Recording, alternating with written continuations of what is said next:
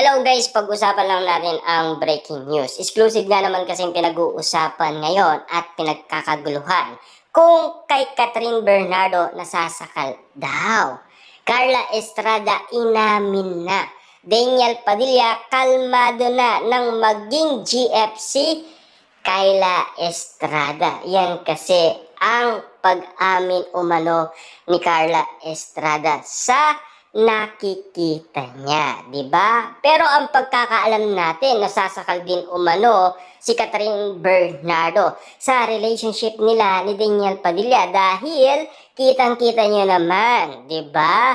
Na talagang si Daniel Padilla ang bumibili ng nasabing mga sinusuot ni Catherine Bernardo. Minsan, nakakatakas umano si Catherine Bernardo. Kaya nga naman kasi muntikan nag-away umano si Catherine Bernardo at Daniel Padilla dahil napag-usapan yan noong iwalay na sina Daniel Padilla at Catherine Bernardo. Mas okay daw si Carla Estrada. Siyempre, palaban nga naman kasi si Carla Estrada.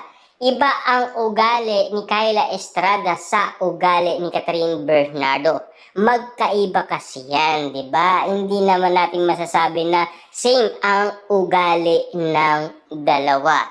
Lalong-lalo na kasi, siyempre, iniisip natin na talagang ayon pa kay Robin Padilla dahil napakabata pa nila, di ba? Lalong-lalo na si Catherine Bernardo, inamin niya na hindi niya pa alam ang ibig sabihin ng pag-ibig. Ngayon, dahil overage na siya, talagang alam niya na kung ano ang ibig sabihin ng pag-ibig. Diba? Kitang-kita niyo naman siguro, malaking pagbabagong nangyari. Pero, sa maraming pinagdaanan ang Katniel, posible pa ba kaya na magkakabalikan? Dahil marami pa rin ang nangangarap na baka magkakabalikan pa daw ang Katniel.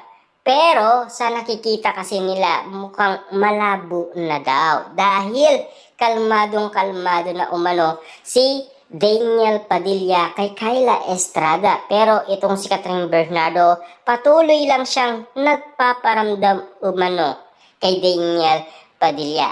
Dahil ba, selos na selos siya kay Carla Estrada dahil sa nangyayari umano kay Daniel Padilla, di ba? Lalong bumabango ang pangalan Daniel Padilla simula nagkaroon ng relationship si Catherine Bernardo kay Mayor Mart Alcala. Ayon kasi sa balibalita, mas red flag pa daw si Mayor Mart Alcala.